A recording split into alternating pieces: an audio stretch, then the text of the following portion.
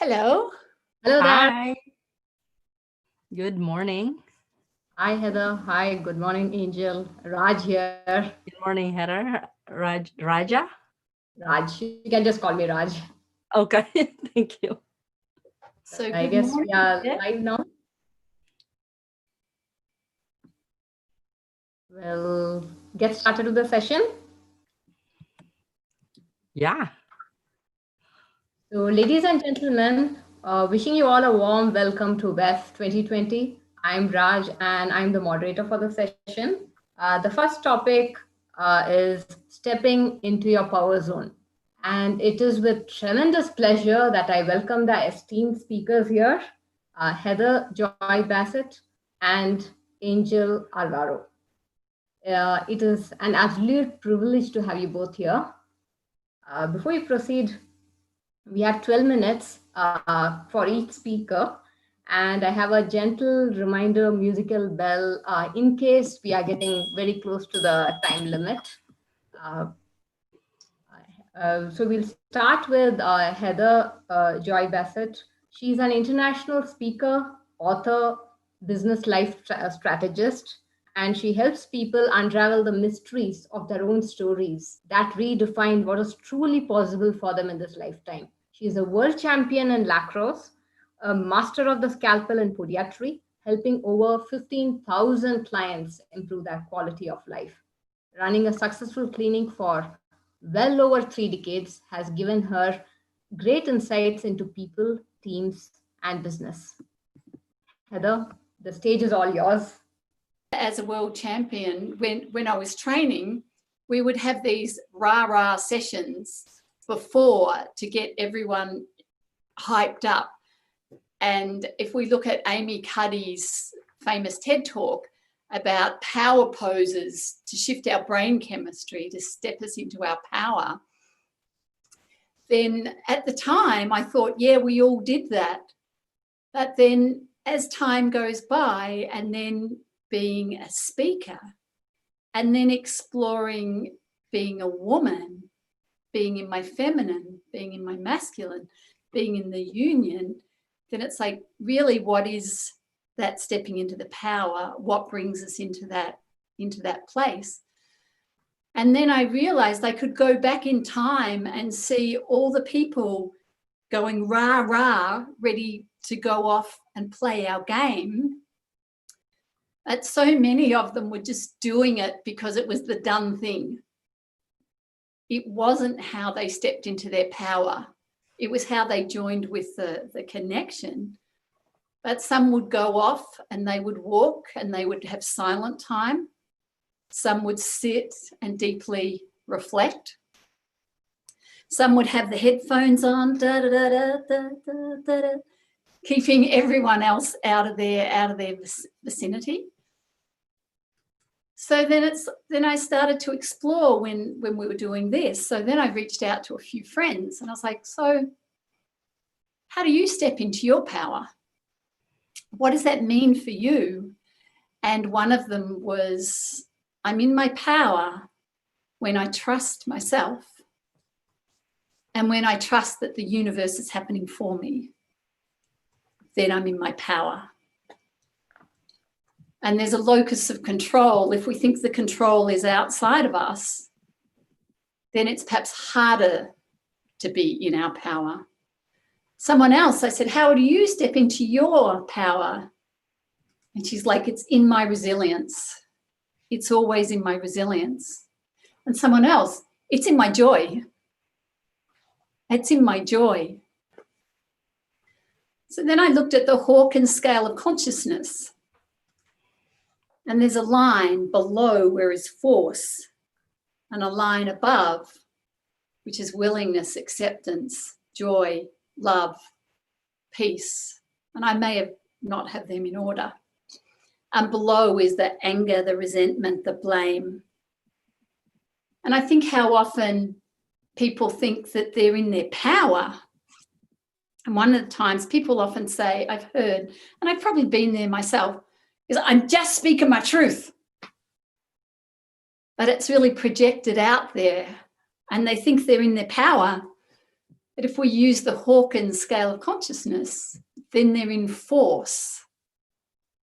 So then my curiosity is like, so is power the awakening versus the force that's down below? And then as I asked different people from around the globe, different genders, different backgrounds, there wasn't a common theme of what was stepping into their power for them. And I think that's one of the things. We have the Amy Cuddy, yes, we can do moves that increase our brain chemistry. And that takes us often into the doing things. So then we can be in our power, in our doing. We can be in our power of being. And then what happens with the union of that? So the Flow Research Collective talks about being in flow and having peak performance. So in there, you're being and you're doing. I thought, is that the union? That sounds like a pretty cool thing. And then I looked at, for me, what really works for me. And I can't say there's a one thing. And just like the people around the globe that I've spoken to, and I did a very brief search on the internet, I think it is important in this day and age that people find their own way of stepping into the power. And what we'll often do is, we'll try on someone else's way and we'll go, yeah, that's it. And then after a while, it's like, well, you know what? That's not how I step into my power.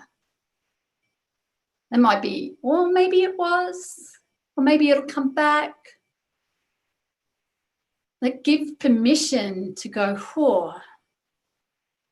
what is my deep truth? What is your deep truth about what does power even look like? What does that look like for you? What does it feel like? What does it taste like? And I know many people in their power.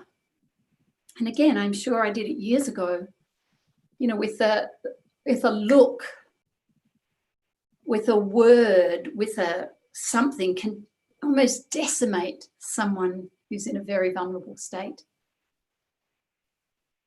But again, that power isn't really power. For me, then that's force and it's projection at someone else. I've been in many groups around the world where people think they're in their power and they'll say they're in their power, and I'm like, you're in a state of force.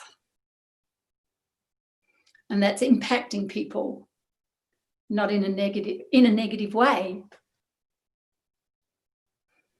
Then is power about impacting in a positive way?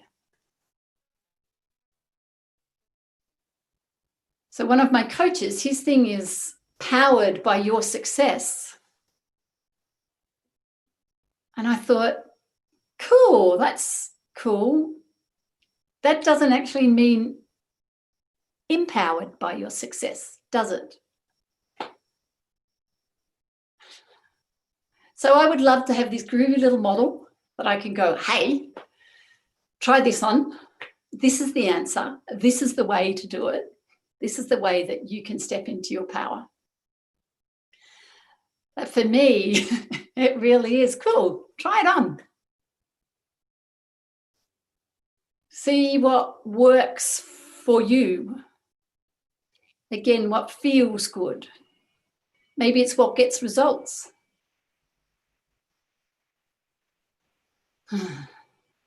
Maybe it's just your love to. And that was one of the things that I played with. I know that I'm more in my power when I speak with love and compassion. And for me, I'm more in my power when I'm talking about my love to. And I'm more in my power when my heart is open. And often that heart open means being vulnerable and being courageous. It doesn't look like, yeah. It is being that humble, that courageous, that vulnerable. So I'm in wonder and awe and curiosity of really what is power and what does it look like for each individual. And I also look forward to hearing Angel speak now and hear what her thoughts are, and also whether there's any questions or thoughts from the audience. So thank you. Wow, that was beautiful and so insightful about trusting in self, exploring how you went about exploring different ways how people step into power, about being comfortable in one's own skin, exploring one's own deep truth, about being vulnerable, courageous, filled with wonder, curiosity, depending on what it means to each person, about being truly being truly in aligned with oneself and stepping into one's power. That was amazing. Thank you so much. And before we move to Angel, I just have a special announcement for you from WEF 2020. It is my privilege on behalf of Women Economic Forum 2020 to confer on you, Heather Joy Bassett, the Award of Iconic Women Creating a Better World for All. The award should arrive in your email in a fortnight, within a fortnight. And now on the same topic of stepping into your power zone, our next speaker for the day is Angel Alvaro. Angel is an international transformational speaker, co-author, and an upcoming author. She's a master energy healer born from long lines of powerful healers on both sides of her family. Healing is and has always been in her blood and not just learned. Deeply inspiring profile, Angel. And she's a leading life accelerator and wealth activator coach. She takes her clients to their deepest, darkest places and crevices and brings them back out to the light, healed and free from shadows of the past. Turning it over to you, Angel. Looking forward to hearing from you now. Thank you so much for that amazing introduction. Imagine you stepping into your power zone despite the dark moments of your life. How would your life look like? How different would your life be now? Today, I'm going to be vulnerable with you and share darkest moments of my life to show you my journey to stepping into my power, and hopefully that you can see how you can step into your power as well. You see, I was born in poverty in the Philippines. We were fortunate enough to have 3 meals 3 times a day. At one point, my mom had to split 1 egg and 1 cup of rice to feed 10 people. She's always told me to be resourceful while growing up. Find ways so I won't starve. Find ways so that I can get ahead in life. I grew up in a very negative and abusive environment, physically, mentally, emotionally. Any kind of abuse that you can think of. My father used to beat me up all the time with his favorite leather belt just because I wasn't being a good role model to my siblings, or that it was my fault. He would remind me every day how disappointed he was that I wasn't a boy. So I grew up always trying to prove myself to him that as a girl, or I can do anything that a boy can. I became a tomboy and dressed up like a boy, even behaved and acted like a boy. I hated myself because no matter what I did, I was worth nothing to him unless it's worth bragging to his friends and that I was always in the top 3 in class. At the age of 5, I was raped. Growing up, there were other incidents of attempted rapes as well. I experienced date rape during university, which resulted in unwanted pregnancy, which led me to having an abortion.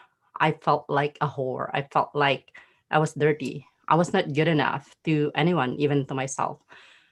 After abortion, I felt like I was a murderer, and I felt so guilty and ashamed, which I carried this all my life growing up as an adult. While growing up, I was that weird psychic kid that could do weird things, and I was called names because of it. During high school, there was that time where my special abilities was so prominent. I had a premonition of the town market on fire, which included our store slash home at that time, which came through 30 minutes after I saw that. I had a premonition of my father being gunned down in front of our house, which happened 20 minutes later after I saw that. Growing up, I knew that my grandfather was a powerful healer when he was alive, according to stories from my aunts and uncles. I've seen and watched one of my uncles from my mother's side, who was a healer, help heal people with their afflictions or whatever issues they had at that time. I was told that I was the one who's meant to follow my ancestors' footsteps as a healer. Of course, I pushed it all away so that I could fit in, so that I wouldn't be called names anymore, like being a witch or evil's daughter, or you can think of anything else that will come up. I have had this ability all throughout my life. After university, I was brought to the emergency room because of dengue fever. The doctor said that a day later, and I would have been dead at age 19. I had blood transfusion at that time. So after that, recovering from dengue fever, I spent most of my adult life overseas, mostly to run away from my father and from the abusive environment I grew up with. Uh, Being in Taiwan, Cyprus, and Italy, I learned so many things in my life and realized that you could really never run away from whatever it is that you're going through in your life, and that you have to face it and heal from it. So while I was in Cyprus, there was an attempted rape again that had happened. And I asked myself why this rape energy seems to keep on following me. And I got so tired of the subject of sexual abuse and any kind of abuse really in my life. So I left Cyprus and went to Rome. And this is where I met my loving husband now and soulmate online. While I was in Rome, he actually lives in Canada. While in Rome, I began soul searching and began looking for answers and began my spiritual journey. But at least at that time, the rape energy seemed to stop. I enjoyed my life being in Rome, touring whenever I can. And I believe that meeting my husband, my soulmate at that time, was meant to be. So, in short, after meetings and getting to know each other, we ended up getting married. Had to get married in the Philippines, and after the wedding, he had to go back to Canada, and I stayed behind while waiting for my visa to be issued. And that was one of the most painful 4 months of separation. Who would have thought that I would learn to love someone or to be with someone who loves me after the crazy, shitty stuff that I had been through in my life? But it doesn't get happy and rosy just yet. After I immigrated in Canada, I was diagnosed with severe depression and was prescribed medications for it. You see, I was self sustained for a long time, and now I was dependent on my husband. So, severe depression in and out for over 3 years. Suicidal thoughts had been my constant companion at the time. Crying all the time felt like nothing and felt like my life was useless, worthless. I was hurting myself, my husband, and our daughter, who's a baby at the time. So, as I was soul searching, we went into financial turmoil. I called it my cosmic 4x4 or dark night of the soul in the spiritual community. In 2015, we had to file for consumer proposal or bankruptcy because of six-figure credit card debts that had been accumulated over the years. And a lot of it was bad investments that I did and opportunities that failed during my attempt to make money from home. I kept looking for answers outside of me. I kept spending money on courses, workshops, programs, coaches, mentors that I thought would help me give me the answers I was looking for. Finally, in 2017, I started really looking deep within me and decided to finally embrace who I truly am as a healer. My ancestors on both sides were family of powerful healers. I had strangers tell me that I was a powerful healer. I thought that was crazy and strange when I heard this, but I found out later that those were messages sent to me from the universe that I have been ignoring for a long time. Who can resonate with that? Like, do you really listen to the messages you receive from the universe, or do you ignore them so that you could fit in?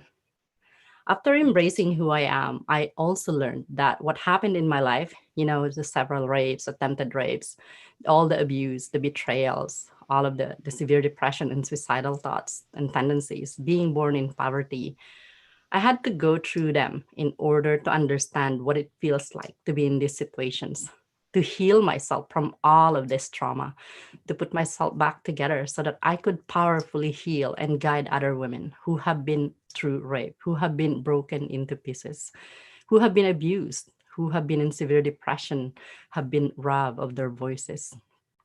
When I embraced being an energy healer, when I reawakened my psychic abilities, when I get reconnected with the creator, God, divine source, I realized I stepped into my power.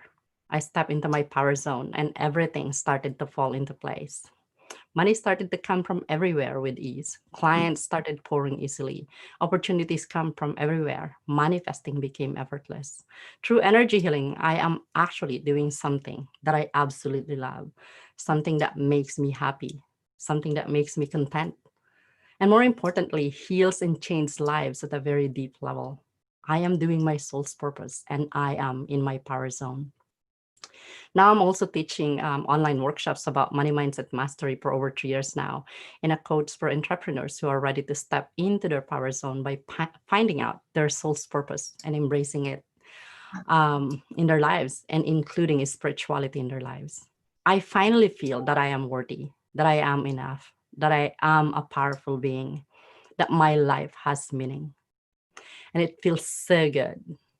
And I realize I am being selfish for not sharing my story because my story can and will heal so many women. And it already has. Forget the judgments, forget the criticisms. It's time to live my life. And so should you. It is time that you step into your power zone, just like I did. And it is possible to rise to the top and embrace your greatness and step into your power zone, even if you've been broken into multiple pieces, even if you've been in the dark for too long. So I would like to conclude by sharing with you a few steps on how to step into your power zone. I'm sure you've been asking, how can you really step into your power zone? And I always have a different perspective on things. So first, look into your journey, journal about it, honor all of your experiences to see how far you've come. Be very proud of yourself. Find out your soul's purpose and embrace it. You're meant to do something bigger in this lifetime. Everything falls into place in your life. And therefore, you have the confidence in yourself. You feel fulfilled and empowered as you live your soul's purpose, which then impacts people's lives in a huge way. The next thing is learn to love yourself in the deepest way. Because when you love yourself, when you fill your cups, you're able to share the overflow from your cup. Heal your trauma, because then when you heal your trauma, you are empowered, you are in your power zone, and you're not bleeding anymore to others. Live your life according to your truth, according to who you truly are, and according to your design. Those are what I can tell you how to step into your power zone. Thank you to WEP and to everyone who made this possible and for this opportunity to share this with you. Wow, Angel, what a deeply moving and inspiring life journey that you shared with us. Truly breathtaking. Uh, that was amazing. And before we move on to any questions and interactions while we are while we are waiting for the other speaker to join, I have again a special announcement to make, Angel, from West 2020 for you.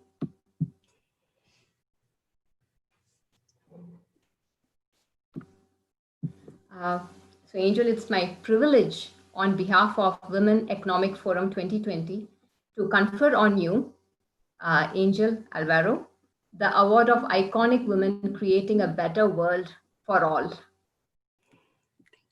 Thank you so Thank much you. for joining us today.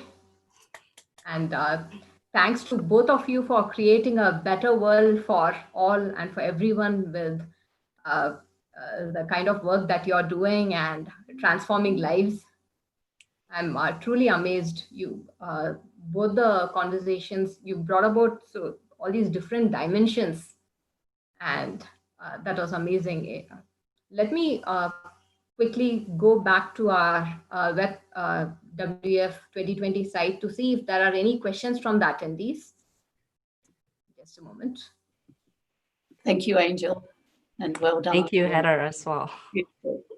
Thank you. I look forward to connecting and learning more about you. Me as well. Seeing different perspectives and different things, it's always amazing. So Yeah. thank you. I would like to just read out some of the comments that have come in. We don't have any Q&A yet. I don't see any pending. I see folks watching from Melbourne. Greetings from Suriname. And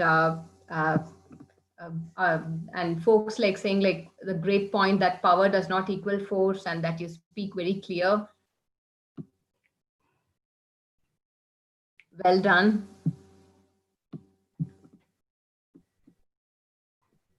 I could clearly see a lot of folks like basically digesting, reflecting on what they just heard.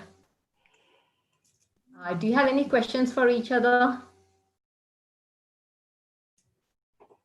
Yeah, I do have one. When you said follow your design, Angel, was that a particular methodology that you were mentioning?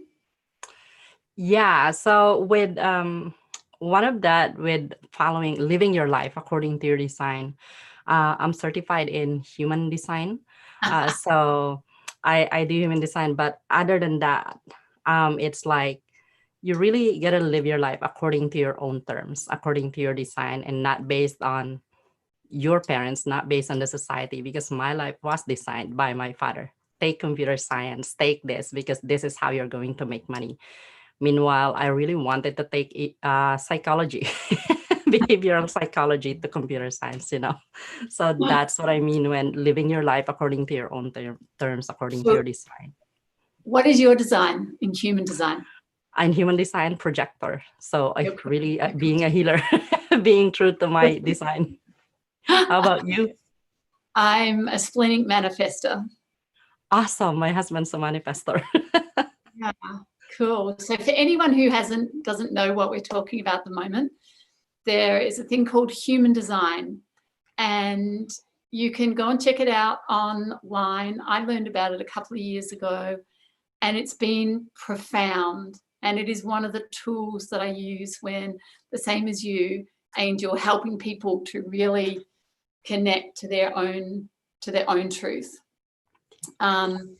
Because again, as a projector, you're 20-something% of the world. As a manifestor, I'm around 8%. Around 10%, yeah. And you and I have spent much of our lives trying to be like the generators who make the world go around for us. So yeah, I love knowing that about. Love knowing about you as well. Exactly. And to me, human design is like, this is the missing owner's manual for all of us. And that since our birth, that we should have this information, Seeing my clients find out what's going on, it makes them embrace their power and become so confident and realize that these are all lies and this is my truth. Okay, forget about the lies you've been telling me, That's how I see it with my clients. So yeah, that's another tool that I use for my coaching and healing as well. So combining energy healing and human design are amazing. Yeah. Are you a 6'2" by any chance? What's that? 6'2", yes. 6'2"? No, actually 4'6". A 4'6". Ah, yeah. Interesting. So these numbers won't be... Yeah. I have a question for both of you, Heather and Angel. Yeah. Currently, the kind of transformation, the challenge the world is going through, pretty much all of us, all humankind is in this together, what we are going through right now. and it seems to be signaling some kind of change. So uh, uh, basically, what suggestion, what message do you have out there to the folks listening in from all over the world today in terms of how to get past this current scenario and how to move past or how to transform into a new normal?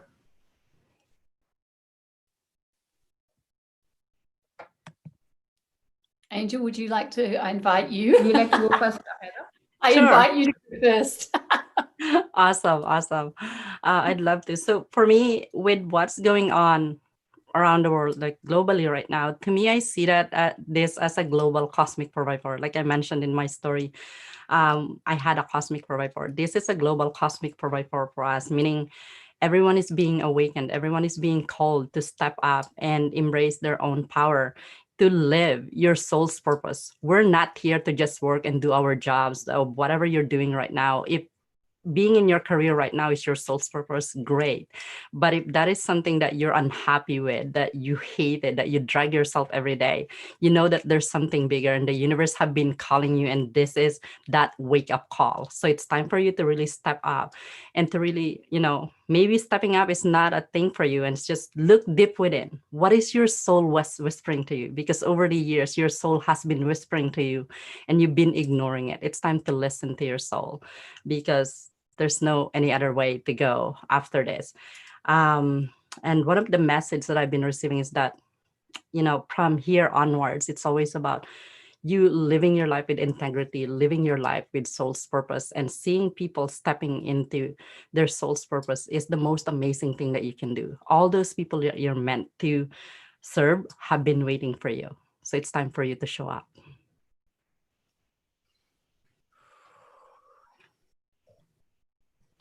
Thanks, Angel. Yeah. It's like, is there anything that I can add to that? That was a wonderful. It really is looking at, if we come from that place of life is happening for us and that we're co-creating this, and there are people really deeply suffering many things on many layers.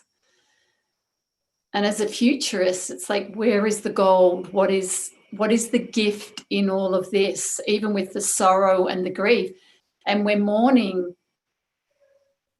There's a lot of mourning and a lot of grieving for what we had, that often if we look at what we really had, was it what we thought we had? That busyness, that hustle, that being on all the time. And I know I have friends who are working in the ICUs and the hospitals, and they are just driven at the moment. They're exhausted trying to keep up with things. But for many in the world, it is such a time of deep reflection, because there's rest, there's space to go, really, what is important? What deeply matters? And really, it's a place of deeper connection for many, many people. And again, that is a glorious, glorious, glorious gift to us. So there is the pain, and then there is the gift. And then I'm curious what the generations what my grandchildren, I have grandchildren, 18 months and 3 years, what is the story they will tell? And then being mindful of our younger ones, what is the fear that we put onto them that is not even theirs? And I'm curious to sit back in 10 years and 20 years and 30 years and see what is the herstory and what is the history that we create from this.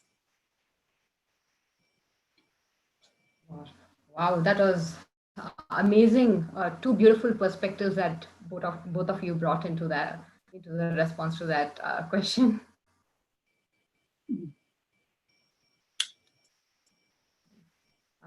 It's again, thank you so much. I feel really honored, and it's been a pleasure to be here with both of you today. Thanks again, and thanks to Dr.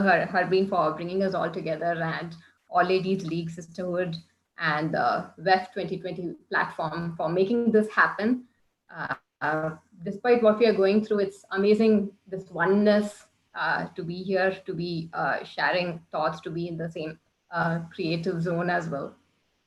Yeah. And that was both power packed and filled with compassion as well, this particular conversation. Thank you so much. Thanks, Heather, and thanks, Angel. Thank you so much. Thank you. Thank you both, and thank you for hosting us as well. Thank May you, you all- Heather. Thank you, Yeah. Rajara or Raj. Any other thoughts you would like to share here, or we can end the session? We can Yeah, end this. please stay safe, please stay healthy, and please love yourself and others. Thank you so much. Stay blessed, and the same to you and to everyone. Thanks. Thank you. Till next Thank time. Next time. Bye. Bye.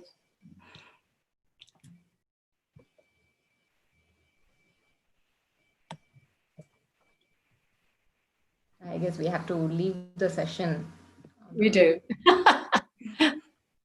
Just- Cheers. Lots of love. Hang up. Yeah. Bye. Bye. Bye again.